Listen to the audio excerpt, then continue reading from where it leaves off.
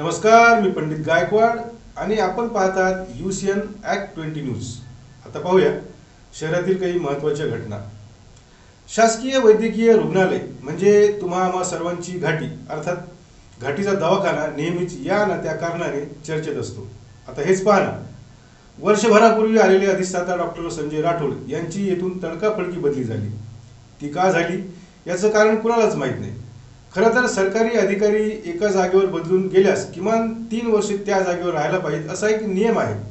पण सरकारमध्ये बसलेले मंत्री सध्या त्यांच्या मनात येईल तो निर्णय घेत असतात, त्याला काही चॅलेंज नसते।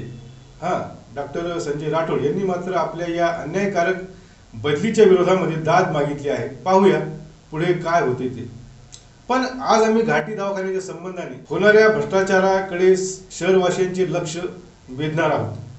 शासकीय रुग्णालयात औषधी किंवा इतर खरेदीत मोठा भ्रष्टाचार होतो हे आपल्याला माहितीच आहे, पण सार्वजनिक बांधकाम विभाग करीत असलेल्या प्रत्येक कामात अधिकारी खूप मोठा भ्रष्टाचार करीत असतात। येथील कर्मचाऱ्यांच्या निवासस्थानाची डागडुजी करताना लाखो रुपयांची बिलं बोगस कामं दाखवून उचलली जातात। अनेकदा काम केल्याचे दाखवले जाते, प्रत्यक्षात कुठलेही काम झालेले नसल्याचे दिसते। त्यामुळे फुटलेले ड्रेनेज, त्यातून वाहणाऱ्या पाण्याच्या गटारी, घाण कचरा नेहमीच या भागात पाहायला मिळतो। स्वच्छता तर या ठिकाणी कधीच झालेली नाही। प्रत्येक ठिकाणी कचरा, सार्वजनिक बांधकाम खात्याचे पडलेले साहित्य, त्यामुळे वाढलेली झाडे झुडपे, त्यामुळे येथील रहिवाशांना खूप त्रास सहन करावा लागतोय। येथे बांधकाम विभाग सतत छोटे मोठे काम करीत असल्याचे दाखवत असते, पण जे काम होत असते त्याकडे कुणाचेच लक्ष नाही असे समजून सार्वजनिक बांधकाम विभागाचे भ्रष्ट अधिकारी बोगस काम करीत असतात। पण मनपाचे माजी सभापती आणि त्या भागातील एक जागरूक नागरिक ॲडव्होकेट इक्बाल सिंग गिल यांच्या सारख्यांची नजर कायम या बोगस कामे करणाऱ्या अधिकाऱ्यांवर असते। घाटीतील अशा बोगस कामांचा पाडाच इक्बाल सिंग गिल यांनी ॲक्ट 20 न्यूजशी बोलताना वाचला। पाहूया आमचा हा खास रिपोर्ट। पूर्ण आरोग्याची जिथे काळजी घेतल्या जाते, आज त्याच घाटीला सलाईनची गरज आहे, तीच सलाईनवर आहे, तिथे भ्रष्टाचार बोकाळलेला आहे। काय सांगाल याबाबत? या ठिकाणी आम्ही जेव्हापासून अभ्यागत समिती सदस्य म्हणून नियुक्ती झाली त्यापासून आम्ही ह्या सगळ्या गोष्टीकडे आम्ही लक्ष देत आहोत। सध्या ह्या ठिकाणी कंपाऊंड वॉलचं काम चालू आहे। जे अगोदर कंपाऊंड वॉल होती ती 1960 ते 65च्या दरम्यान बांधलेली होती। त्याच्यानंतर आता ही कंपाऊंड वॉल बांधण्यात येत आहे। 4 ते 3 करोडची ती एस्टिमेट असून त्या ठिकाणी थातूरमातूर काम झालेलं आहे। त्या ठिकाणी कंपाऊंड वॉल बांधताना खाली जमिनीमध्ये 1.5 ते 2 फीट फुटेज करायला पाहिजे, ते त्यांनी केलेलं नाही। काम रोधून त्यांनी ते बांधलेली आहे। तसेच त्यामध्ये रेती न वापरता डस्ट वापरलेला आहे।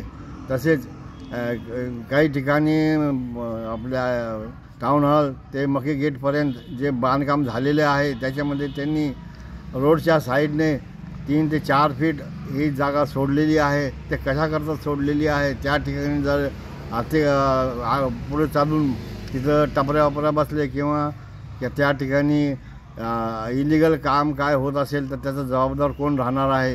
ह्याची सगळ्या गोष्टी आम्ही या लेखी पत्र देऊन त्यांना BNCला आणि डीन यांना कळवलं होते। तसेच काळीवाडा साईडला एक